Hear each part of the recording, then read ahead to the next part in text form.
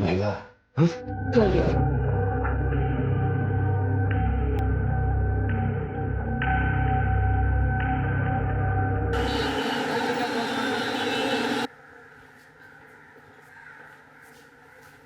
Sir, ये लोग आपसे मिलना चाहते हैं।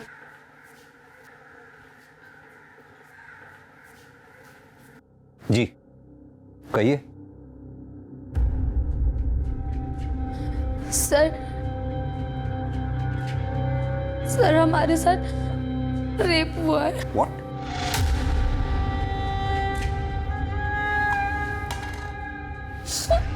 पानी पीजिए।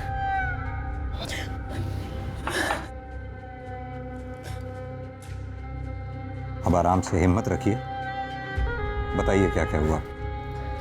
सर सुनील अग्रवाल के घर पे हम नौकरानी का काम करते हैं। रोज की तरह आज भी साफ सफाई कर रहे थे और फिर ओए मानसी, तुझे भूख प्यास नहीं लगती? सुबह 8 बजे से काम करिए तू, अब देख 12 बज गए। एक काम कर, ये नींबू पानी पी ले। नहीं साहब, ये आपके लिए है। अगर तू हेल्दी रहेगी तभी तो हमारा घर चमकता रहेगा ना। ले ले ले।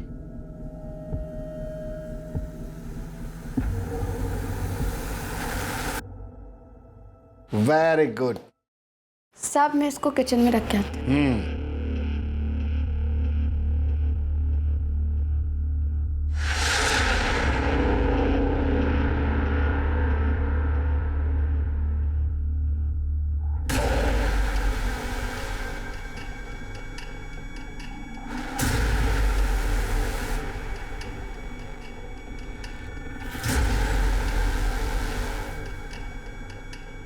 और फिर जब हमें होश आया तब हमारे शरीर पर कपड़ा नहीं था।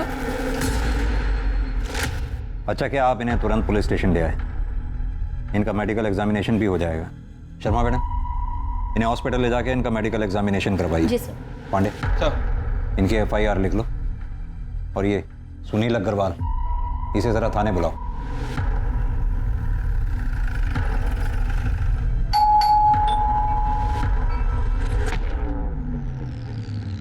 कौन आया है? सर जी, मानसी झूठ बोल रही है। आप ही सोचे, मैं भला अपनी मेड का रेप करूंगा, वो भी इस उम्र में? Sir ji, I am 62 year old. मुझे ये बताने में जरा भी शर्म नहीं कि मुझ में अब वो पावर नहीं बचा। अगर आपको यकीन नहीं है तो मेरी वाइफ से पूछ लो। सर ये एकदम सच बोल रहे हैं। देखिए, कौन सच बोल रहा है कौन झूठ, ये मेडिकल एग्जामिनेशन के बाद पता चलेगा। अरे अग्रवाल जी, आपको हमारे साथ चलना होगा। अरे अरे, ये क्या जबरदस्ती है? मिस्टर सुनील अग्रवाल और मानसी, आप दोनों की मेडिकल रिपोर्ट इस वक्त मेरे सामने है। मानसी की मेडिकल रिपोर्ट में साफ साफ लिखा है कि मानसी पहले से ही सेक्सुअली एक्टिव है। डॉक्टर्स का मानना है कि मानसी के प्राइवेट पार्ट्स में किसी भी तरह के सीमेन के कोई ट्रेसेस नहीं मिले। जहां तक मिस्टर सुनील अग्रवाल का सवाल है, उनकी मेडिकल रिपोर्ट के मुताबिक डॉक्टर्स का मानना है कि वो पेनिट्रेटिव सेक्स करने की क्षमता खो चुके हैं, यानी कि मेडिकली वो किसी का रेप नहीं कर सकते। सर, मैंने तो पहले ही कहा था, ये आजकल की मेड ऐसी होती है, मोटी पार्टी देखी नहीं कि पैसे अट्ठे के चक्कर में रेप तक के झूठे इल्जाम लगा देती है। क्या मतलब है आपका? मेरी बहन झूठ बोलेगी? हाँ, मेरे पति कभी किसी का रेप नहीं कर सकते। और ये, इसे तो वो बेटी की तरह मानते हैं। झूठ बोल रहे हैं ये दोनों मिलके। सर, एक लड़की के लिए उसकी इज्जत से बढ़कर कुछ नहीं होता है। तुम्हारी मेडिकल रिपोर्ट में साफ साफ लिखा है कि तुम्हारा रेप हुआ ही नहीं है, बल्कि तुमने पैसे हटने के चक्कर में अपने मालिक मिस्टर सुनील अग्रवाल पर झूठा आरोप लगाया। सर ये गलत है। ये झूठ बोल रहा है आदमी। क्या झूठ है क्या सच है अभी पता चल जाएगा। यादव सर। जरा लेकर आओ उसे। Okay sir.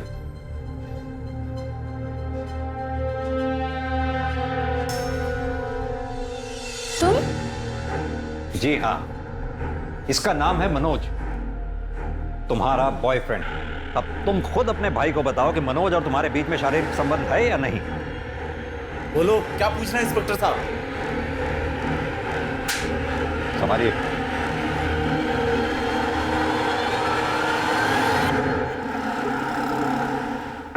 मानसी, दरवाजा खोलो। मानसी। भैया, ये सच है, हमारा मनोज के साथ रिश्ता है।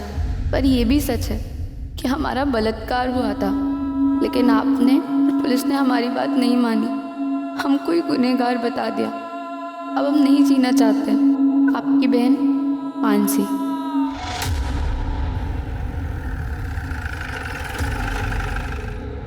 मानसी ने सुसाइड किया, इसमें मेरा क्या दोष है? दोष है क्योंकि मानसी ने अपने सुसाइड नोट में साफ साफ लिखा है कि उसका बलात्कार हुआ था। साफ साफ बताइए कि माजरा है क्या? माजरा कुछ भी तो नहीं सर। माजरा क्या हो सकता है मतलब? सर ले आओ। सर ये बेड के नीचे 2 बॉक्स मिला है और देखिए इन बॉक्सेस में क्या मिला है। तो माजरा ये है, इससे आपने मानसी का रेप किया था। जवाब दीजिए। सर मेरे पति ऐसा किसी के साथ कर नहीं सकते सर। आप प्लीज चुप रहिए। इतना सब कुछ मिलने के बावजूद भी आप अपने पति की तरफदारी कर रही हैं। मेरे पति ऐसा कभी किसी के साथ कर ही नहीं सकते। आप शांत रहिए। हाँ, सारा कसूर मेरा ही है। मैं ही दोषी हूँ। मानसी ने मेरे कारण सुसाइड किया। I want the responsibility. अरे सुनील!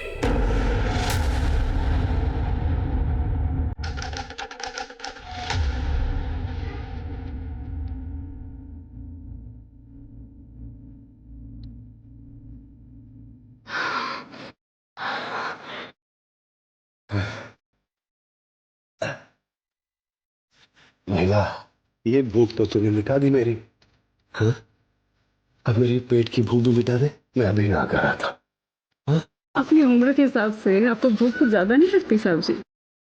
ये मेरी तो काम वाली नहीं है,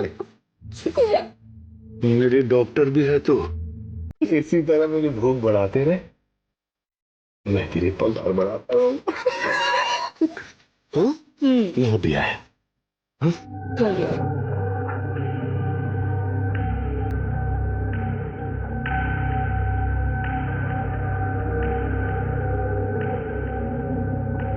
वृंदा, वृंदा,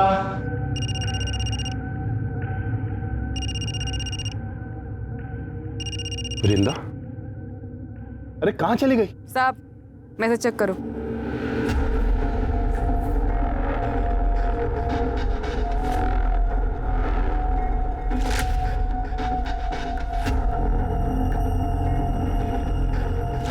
वीडियो क्यों बनाया तूने? और ये मुझे क्यों भेज रही है तू? 5 लाख, और अगर नहीं दिया ना तो तुम्हारी बिल्डिंग में वॉचमैन, धोबी, माली, हर एक फ्लैट वाले को ये वीडियो भेज दूंगी, समझा?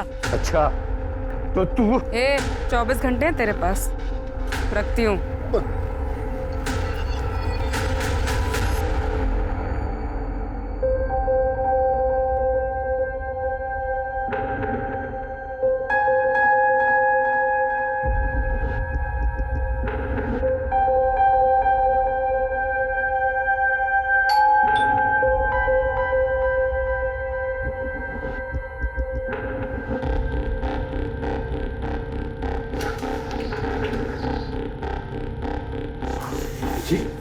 नमस्ते। नमस्ते। मैं करिश्मा। करिश्मा?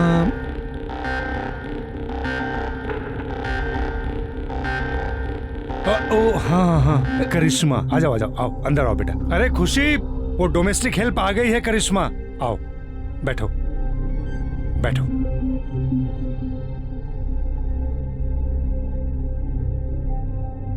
नमस्ते। नमस्ते नमस्ते, बैठो। देखो काम मैंने फोन पे तुम्हें समझा दिया है, बस हम 2 लोग हैं। सर काम कब से शुरू करना है? वो हम सोच रहे थे आज से ही कर देते। वो क्या है ना, हमारी माँ हमारे रहते दूसरों के घर में काम करती, हमको अच्छा नहीं लगता। और वैसे भी हमारे भाई की भी तबीयत ठीक नहीं रहती, उसके पास कोई नहीं होता तो वो परेशान हो जाता है। मुझसे क्या पूछ रहे हो? भले घर की लगती है, रख लो।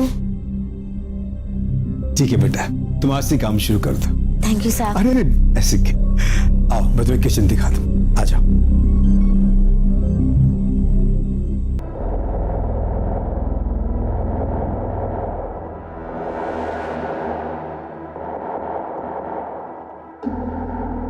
क्या बात है साहब, जल्दी इंतजाम कर लिए पैसे का। लो।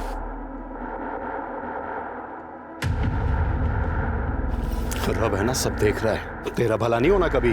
ये पैसे मैंने अपने पोते की पढ़ाई के लिए रखे थे, समझी? बैंक पढ़ाई के लिए लोन बांट रही है, टेंशन मत लो आप। जाके पोते का ध्यान रखो, जाओ। अरे जाओ।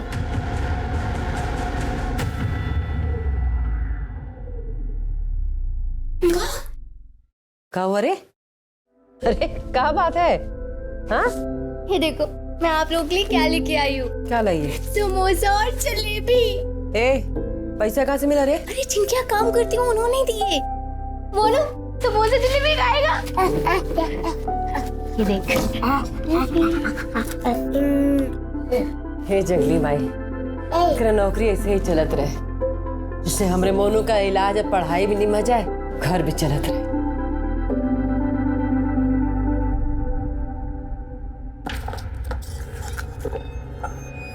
बस इतने? बाकी के पैसे कहाँ?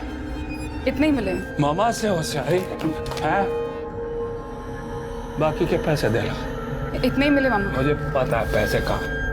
हाँ मामा इतने ही मामा। अच्छा दे रही।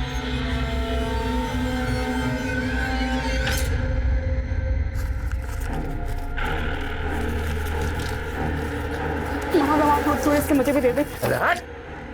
क्या कि तू भाग जाए हैं? अरे तेरे माँ बाप ने जब तेरे को घर से बाहर निकाला ना, तो इस मामा ने आसरा दिया तेरे को। चल दबा जा।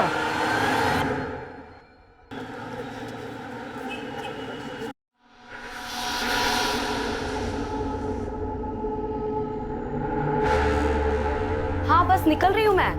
आई। Okay bye. सुनो, कैसी लग रही मैं? बहुत अच्छी, हमेशा की तरह।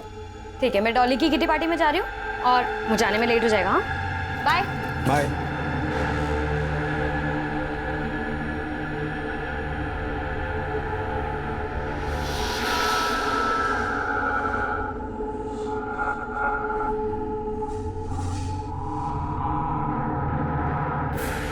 अरे करिश्मा बेटा, ये जूस पी लो। नहीं साहब। कितना काम करती हो तुम, इसके पीने से तुम्हें ताकत मिलेगी। लो बेटा लो। अरे लो, पियो। शाबाश।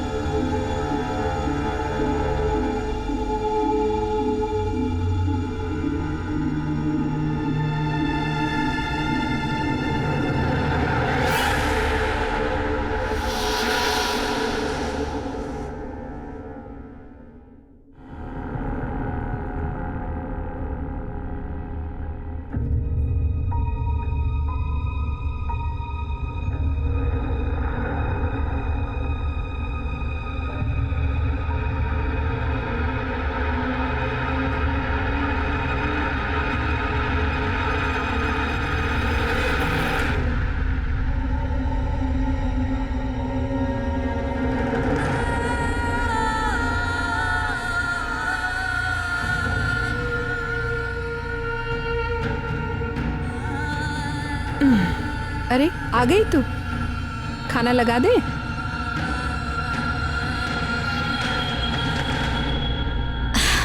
करिश्मा, क्या हुआ बेटा? तबीयत ठीक नहीं है का?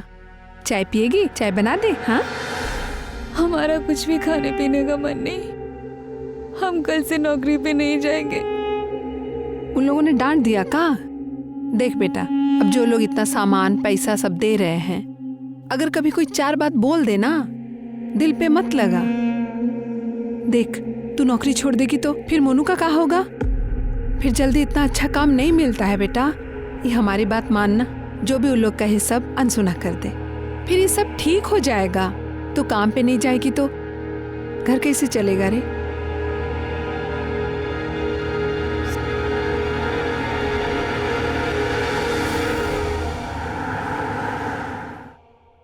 बाद में बात करती हूँ।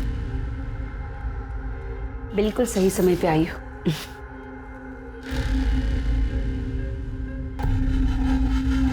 ये है तुम्हारा नया शिकार।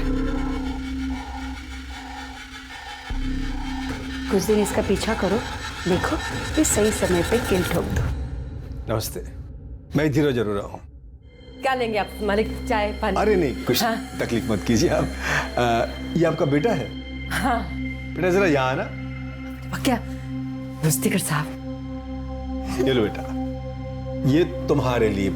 हाँ जा जा बाहर खेलो जाओ। अब ये लीजिए बहन जी, ये आप लोगों के लिए कुछ गर्मा गर्म जलेबी और नमकीन है। और हाँ, ये आपके लिए साड़ी। हमारे लिए साड़ी? हाँ लीजिए। करिश्मा नजर नहीं आ रही। हाँ करिश्मा घर पे ही है, हम अभी बुलाते हैं। करिश्मा। हाँ माँ। बेटा भाग क्या ना, देख तेरे मालिक आए हैं। कैसी हो करिश्मा? बेटा कल काम पे नहीं आई तुम? मालिक इसका ना तबीयत थोड़ा ठीक नहीं था, लेकिन कल से आएगी। हाँ कल से आएगी काम वो पे। तो ठीक है। करिश्मा के लिए मेरे पास एक बहुत अच्छा सा ऑफर है। क्या है बहन जी, वो बहुत अच्छा काम कर रही है, तो मैं सोच रहा हूँ कि इसे अपने बहू बेटे के पास दुबई भेज दूं। दुबई? अरे जरा सोचिए बहन जी, यहाँ का 20 रुपया मतलब वहाँ का 1 रुपया, मतलब उसकी पगार 20 गुना बढ़ जाएगी। और हर 3 महीने में हम उसे आपके पास भेज देंगे मिलने के लिए, और आपकी और आपके बेटे की देखभाल के लिए तो हम है ही यहाँ पर। कहिए क्या ख्याल है आपका? अच्छी ये लीजिए, ये एडवांस। मालिक आप तो देवता आदमी है। ऐसा कुछ नहीं। करिश्मा ये तो किस्मत है, इतने अच्छे आदमी के काम करने को मिला।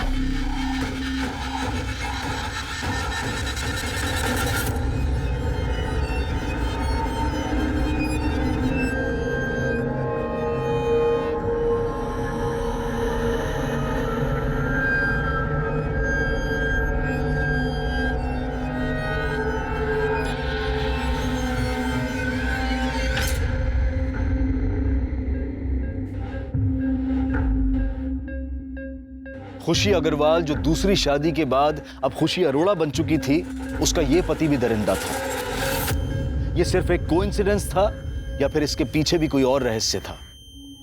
धीरज 3 हफ्तों तक लगातार गाजियाबाद में करिश्मा का शारीरिक शोषण करता रहा और करिश्मा की मां वैशाली ये समझती रही कि करिश्मा दुबई में अपने परिवार को पालने के लिए नौकरी कर रही है। ऐसे में करिश्मा के शोषण का सिलसिला कब खत्म हुआ?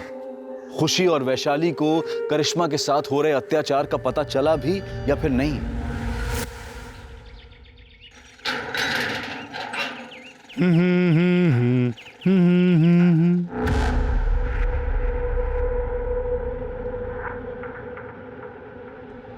मैडम, मैडम,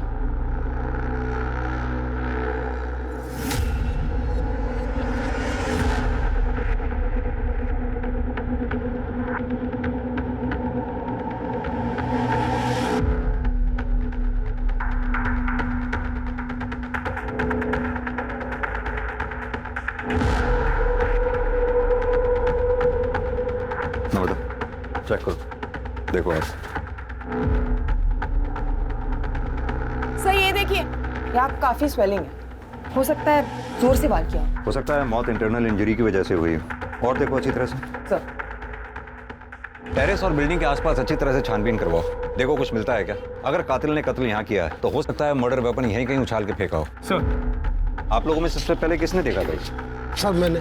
आपने बॉडी के आसपास कुछ देखा? नहीं सर, कुछ नहीं। आप लोगों में से कोई इसे पहचानता है क्या? नहीं सर। नमस्ते सर, मैं सोसाइटी का सेक्रेटरी हूँ। मैंने इन सब से बात कर लिया, मगर हम में से किसी ने इस लड़की को इस सोसाइटी में कभी नहीं देखा। एक बात बताइए, आपके सोसाइटी में सीसीटीवी काम कर रहे हैं? हाँ जी सर। हमें पिछले 2-3 दिन के सीसीटीवी फुटेज चाहिए होगी। मिल जाएंगे सर।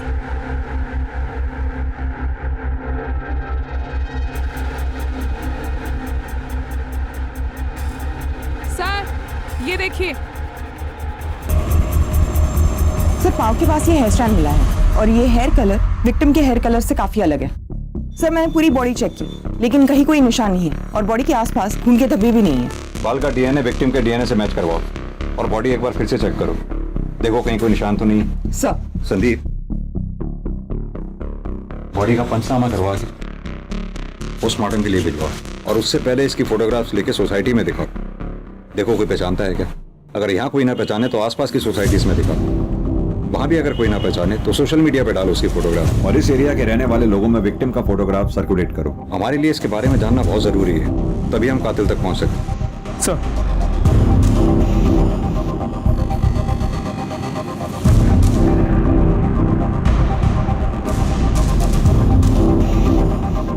दोनों इसे पहचानते हो?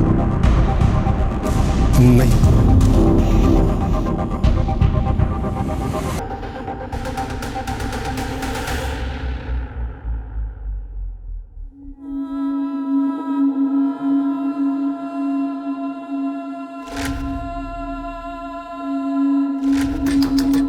कश्मीर दरवाजा खोल बेटा। इसे खाना पीना छोड़ने से कोनो समस्या का हल नहीं निकलता। दीदी दीदी अगर तुम भी नहीं खाओगे तो हम भी नहीं खाएंगे। इसमें खोल दे बेटा।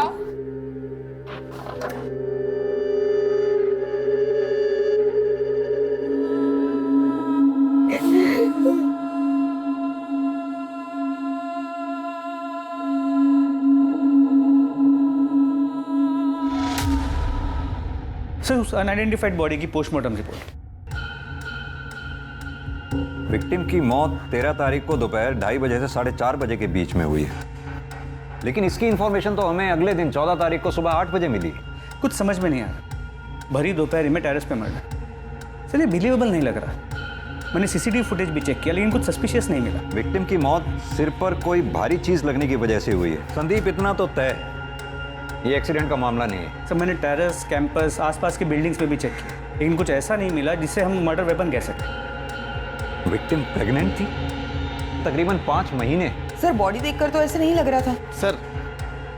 सर विक्टिम की बॉडी पे जो हेयर स्टैंड मिला था उसका डीएनए विक्टिम से मैच नहीं करता है सर। ये देखिए।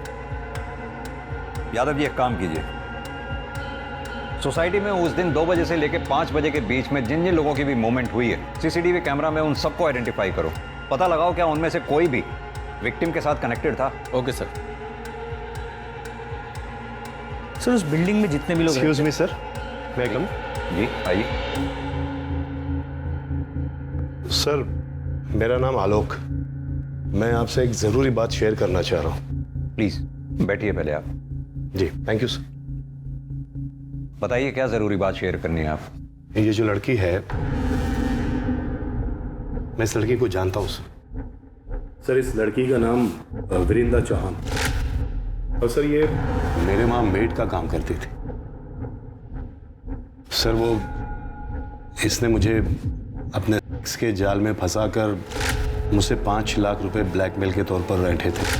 आलोक जी, कहीं ऐसा तो नहीं कि विक्टिम के पेट में आप ही का बच्चा था? मैं तो उस लड़की से 1 महीने पहले ही मिला था। आप इस वृंदा चौहान के कांटेक्ट में आए कैसे? मेरे घर के लिए एक मेड की जरूरत थी, तो मैंने मेड एजेंसी वालों को फोन किया। सहेली नाम की एक मेड एजेंसी थी, उन्होंने मेरा नंबर ये विरिंदा चौहान को दिया था। आप अपना कांटेक्ट नंबर? जी। वृंदा चौहान का कांटेक्ट नंबर, और वो जो एजेंसी का नाम बताया आपने, इसका कांटेक्ट नंबर नम्रता को लिखवा दीजिए। नम्रता जी सर, नंबर ले लो इससे, आप जा सकते हैं। सर, ये आलोक खुद होके आया तो है, लेकिन इसकी हर बात पे हम विश्वास नहीं कर सकते। कहते तुम सही रहे हो संदीप। ये वृंदा चौहान के कॉल रिकॉर्ड्स और उसके लोकेशन रिकॉर्ड्स निकलवाओ, और जिस एजेंसी के बारे में ये आलोक बता रहे थे, सहेली, वहां जाकर वृंदा चौहान के बारे में पता करो। सर,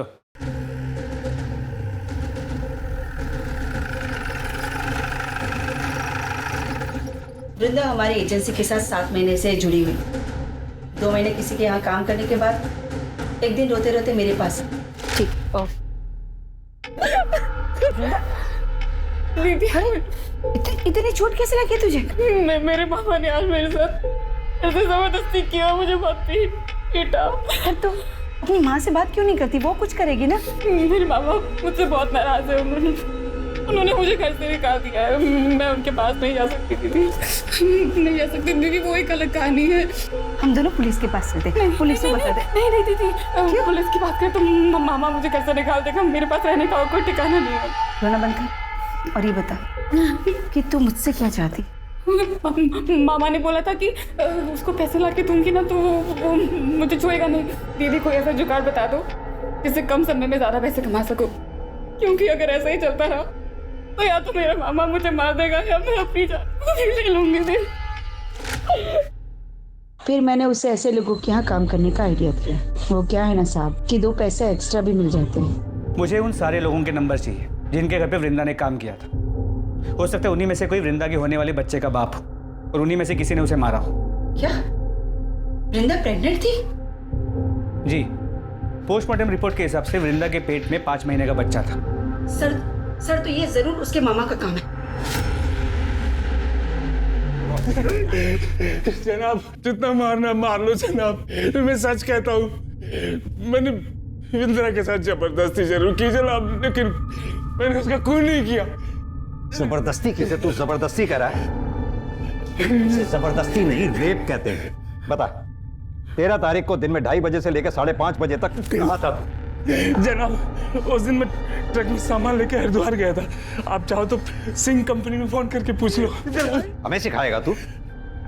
वो जो इंदिरा जिन बुड्ढों को चूना लगाती थी, उनमें से किसी ने मारा होगा जनाब।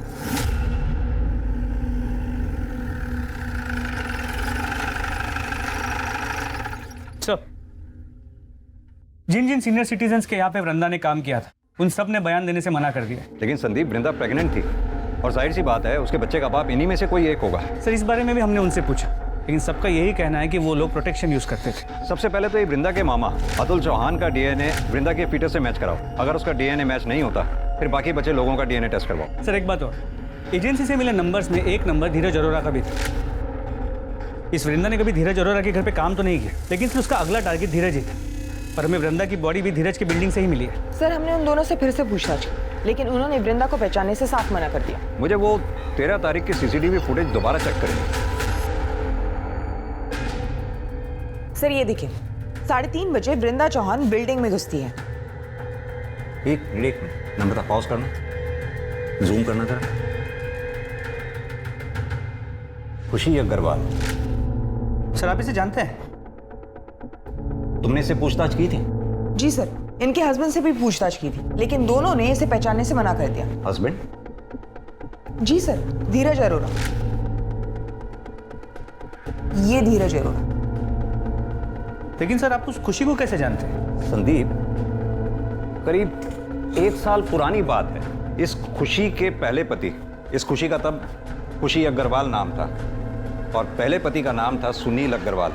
सुनील अग्रवाल के ऊपर उनके काम वाली ने बलात्कार का आरोप लगाया था और जब हम उनके घर में बयान की पुष्टि के लिए पहुंचे तो सुनील अग्रवाल का यह कहना था, मुझे यह बताने में जरा भी शर्म नहीं कि मुझ में अब वो पावर नहीं बचा। हमें यह भी पता चला कि उस काम वाली का एक बॉयफ्रेंड भी था।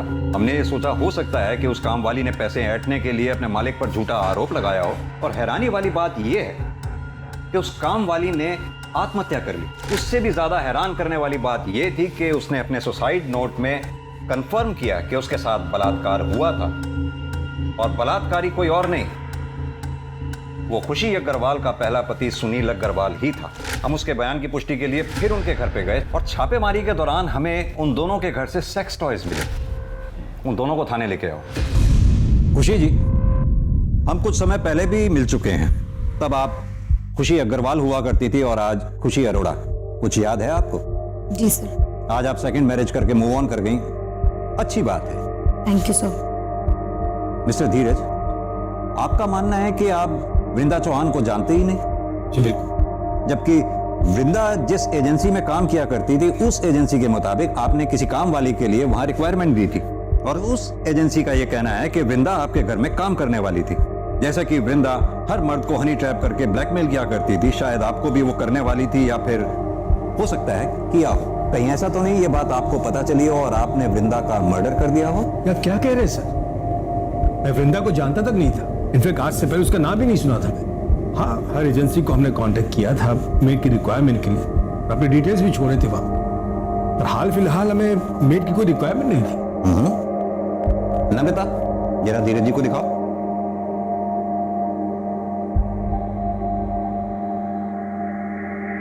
मिस्टर धीरज, कल आप अपने ऑफिस से 4 बजे घर लौट कर आए और फिर आधे घंटे बाद अपने घर से चले गए, जबकि हमने पता किया है कि आप अपने ऑफिस से रोजाना 7 बजे के बाद निकलते हैं। सर, वो मैं अपने कुछ फाइल्स भूल गया था, इंपॉर्टेंट थे, इसलिए पर्सनली लेने आ गया था घर। और खुशी जी, आप कल अपने घर से 3:45 पे निकली और ठीक 10 मिनट बाद 3:55 पर घर लौट कर आ गई। सर, ऐसी कोई बात नहीं है, मैं बस पैसे विड्रॉ करने गई थी वहां से। और आप स्टेटमेंट चेक कर लीजिए बैंक का, सीसीटीवी फुटेज होगा, आप वो चेक कर लीजिए। खुशी जी, ये एक अजीब सा इत्तेफाक नहीं है? 1 साल पहले भी जब हम मिले थे तब भी जुर्म आपके इर्द गिर्द ही हुआ करते थे और आज भी ठीक वही सिचुएशन है। सर, इसे मेरी बुरी किस्मत समझ लीजिए या फिर कोइंसिडेंस। ठीक है, फिलहाल आप दोनों जा सकते हैं। Thank you.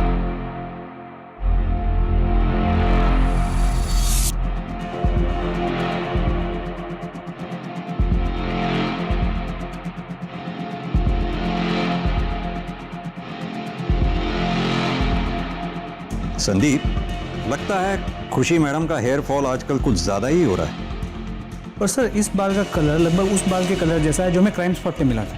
मैं चाहता हूं कि तुम इस बाल का डीएनए पहले मिले हुए बाल के डीएनए से मैच करो।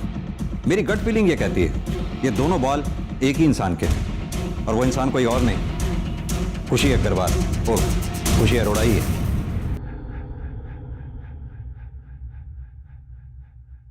सर, वृंदा के मामा अतुल चौहान का डीएनए वृंदा के पेट की फीटस के डीएनए के साथ मैच करता है। रिपोर्ट। यानी वृंदा के मामा के पास वृंदा को मारने का मोटिव था, लेकिन बिल्डिंग के उस सीसीटीवी फुटेज में ये मामा कहीं दिखाई नहीं दिया। वृंदा की बॉडी के पास जो हेयर स्टैंड मिला था उसके डीएनए रिपोर्ट का क्या हुआ? वो नम्रता लेके आ रही है। सर, वृंदा की बॉडी के पास जो हेयर स्टैंड मिला उसका डीएनए खुशी के डीएनए से 100% मैच करता है। ये देखिए। ये खुशी शक्ल से जितनी भोली दिखती है उतनी भोली है नहीं। एक काम करो, ये खुशी के घर का सर्च वारंट निकालो। सर, मैं वही चेक कर रहा हूँ, थोड़ी देर में फोन करता हूँ ना आपको। ओके। खुशी, मैं देखती हूँ। पूरे घर की अच्छे से तलाशी लो। सर, क्या हो रहा है सर? आप हमें अपना काम करने दीजिए।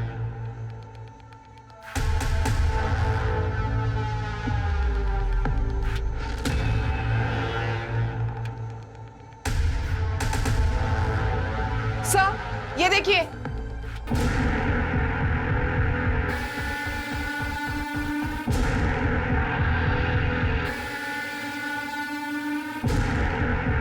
ये इस पिक में लड़की कौन है? यही रहती है? सर, हमने इसे अडॉप्ट किया है। पहले यही रहती थी, अब मेरे बेटे के साथ दुबई में रह रही है। नाम क्या है इस लड़की का? करिश्मा। सर, एक मिनट यहाँ आइए, देखिए क्या मिला है। सर, मर्डर वेपन तो नहीं मिला, लेकिन ये सब कुछ मिला है। पर सर, ये देखिए सर, ये सारा सामान बिल्कुल वैसा ही है जैसे आपने कहा था आपको खुशी के पिछले घर से मिला था। लेकिन वो सामान तो पुलिस ने जब्त कर लिया था। ये सामान आपने नया खरीदा है क्या? मुझे कुछ समझ नहीं आ रहा। मिस्टर धीरज, क्या आपकी भी करने की क्षमता चली गई है? नहीं, क्यों? वो क्या है कि 1 साल पहले हमसे बहुत बड़ी एक गलती हो गई थी। मानसी गोस्वामी ने इनके पहले पति सुनील अग्रवाल पर एक आरोप लगाया था, बलात्कार। इनके पति ने गिल्ट में आके आत्महत्या कर ली, केस क्लोज हो गया। लेकिन उस केस का एक मुजरिम आज भी खुले आम घूम रहा है।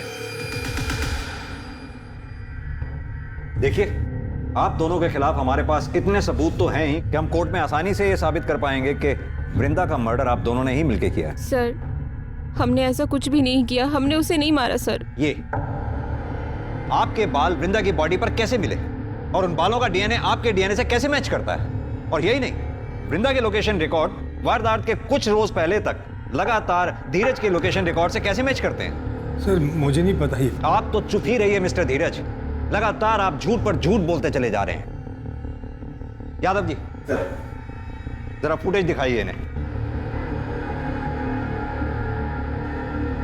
इस फुटेज में जो लड़की दिखाई दे रही है करिश्मा, आपने ये कहा कि आपकी अडॉप्टेड बेटी है और वो दुबई में रहती है, तो फिर कैसे इस फुटेज में आपकी बिल्डिंग से वो निकलते हुए दिखाई दी और कहां जा रही थी वो? हमारा टाइम वेस्ट मत कीजिए, ये बताइए कि आप दोनों ने मिलकर वृंदा को मारा या आप दोनों ने करिश्मा के साथ मिलकर वृंदा को मारा? और एक सवाल, करिश्मा के साथ एक चौथी औरत जो आपकी बिल्डिंग से सीसीटीवी फुटेज में निकलती हुई दिखाई दी है, वो चौथी औरत कौन थी और उसका इस मर्डर में क्या रोल था? अरे सुनाई नहीं दे रहा क्या? अभी भी वक्त है, सब सच सच बता दो। नहीं बताना तो वो भी बता दो। कोर्ट में तो हम साबित कर ही देंगे कि वृंदा का मर्डर आप दोनों ने किया है। कब तक चुपचाप सुनती रहोगी? सच बता दो ना।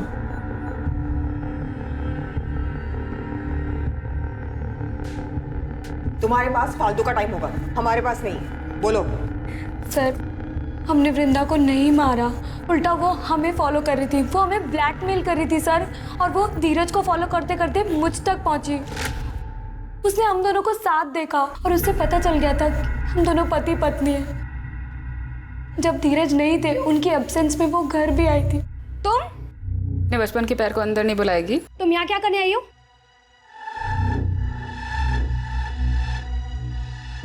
तुझसे इतना प्यार किया था, 9 साल पहले मुझे गांव में अकेला छोड़ा ही था। सारे गांव वालों ने मेरा सर मुंडवा दिया, माँ बाप ने घर से निकाल दिया, अम्मा ने मेरा रेप किया। ये अच्छा है, मेरी जिंदगी खराब करके अय्याशियाँ कर रही है। तो क्या चाहती है? 1 लाख रुपए। किस बात के 1 लाख रुपए? तेरे पति को बताऊं तेरे बारे में? खोलूं तेरी बोल? हवा टाइट हो गई तेरी। कहाँ से लाऊं मैं 1 लाख रुपए? घर पे रखे होते हैं 1 लाख रुपए? बाजू में ATM है और तेरे पास 2-3 अकाउंट तो होंगे ना। तो एक काम कर, सारे अकाउंट से थोड़े थोड़े पैसे निकाल के 1 लाख रुपए दे दो। मौसी तुम्हारे मुंह पर ला करके 1 लाख रुपए।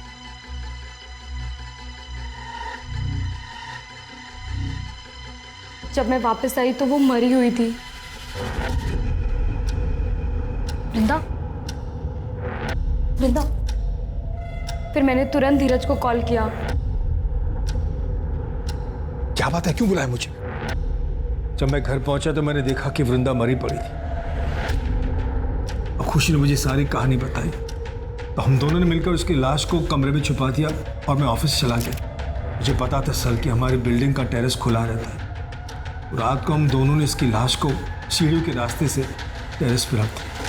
कहानी अच्छी सुनाई आपने मिस्टर धीरज। चलिए एक बार को मान भी लिया जाए कि आप लोगों ने वृंदा को नहीं मारा। मेरा सवाल अब भी वहीं का वहीं है, वो चौथी औरत जो करिश्मा के साथ CCTV फुटेज में आपकी बिल्डिंग से बाहर निकलती देखी गई, वो औरत कौन थी और उस औरत का इस मर्डर में क्या रोल था? ये छुपाने में नुकसान है हमारा, सच बता दो। सर मैं बताता हूं, करिश्मा और उसकी मां वैशाली ने ही वृंदा को मारा है। बर्तन चौका करने वाले गरीब लोग हैं साहब, हम क्या किसी को मारेंगे? यही मरदवा होंगी, यही दोनों हत्यारे हैं। ये लोग का बस चलता ना तो हमारी करिश्मा को भी मार देते ये लोग। देखिए आप जो भी कहना चाहती हैं साफ साफ कहें। सर, इन लोगों ने हमें कोई अडॉप्ट नहीं किया था, हम इनके यहाँ नौकरानी का काम करते थे। उन्होंने माँ से झूठ बोला कि अपने बेटे के पास दुबई भेज रहे हैं, लेकिन हमें अपने घर में कैद रखा।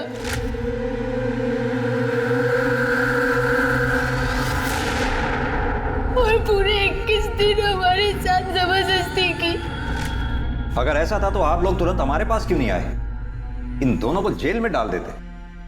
पुलिस के पास आती तो बात फैलने का डर था। यानी कि खुशी जी, आपने करिश्मा का तो शारीरिक शोषण किया ही, साथ में मानसी का भी शारीरिक शोषण किया।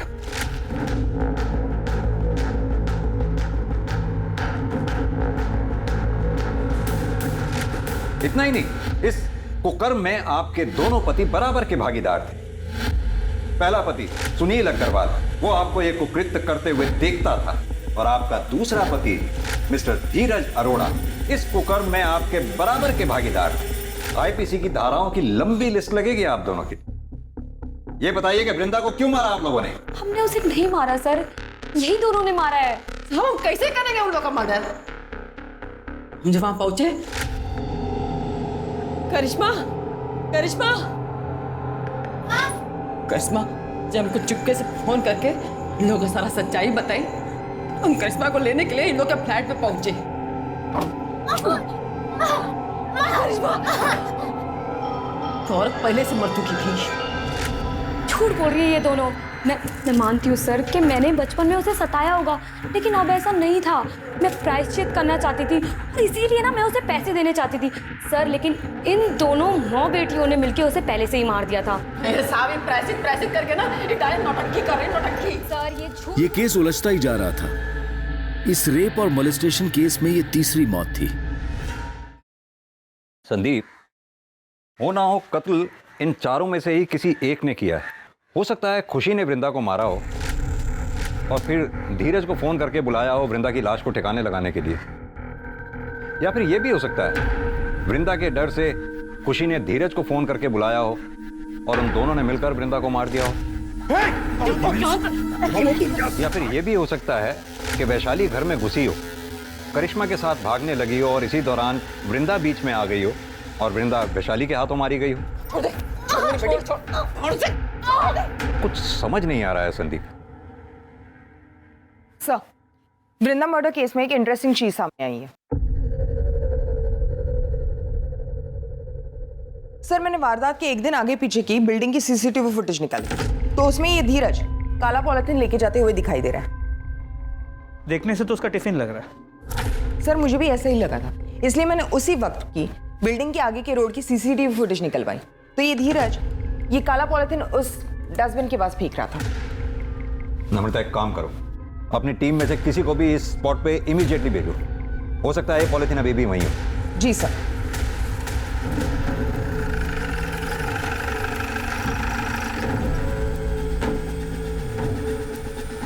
महेश। Yes sir.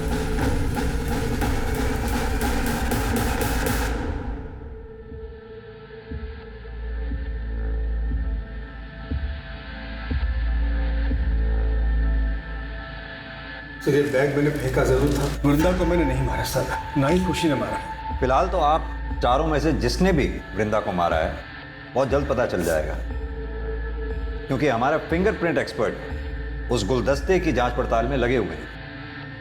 अभी भी टाइम है, आप में से जिस किसी ने भी वृंदा को मारा है शराफत से कबूल कर ले।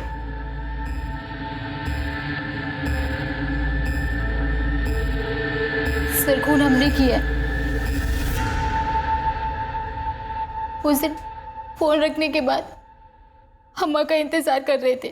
घर में सर और मैडम दोनों ही नहीं थे। जैसे माँ गेट पे आई, हम उनके पास दौड़ के पहुंचे तो मैडम हमारे बीच में आ गई, हमें रोकने लगी। तो हमने गुलदस्ता उठा के उनके सिर पे दे मारा। कैसे मारा, करके बताओ।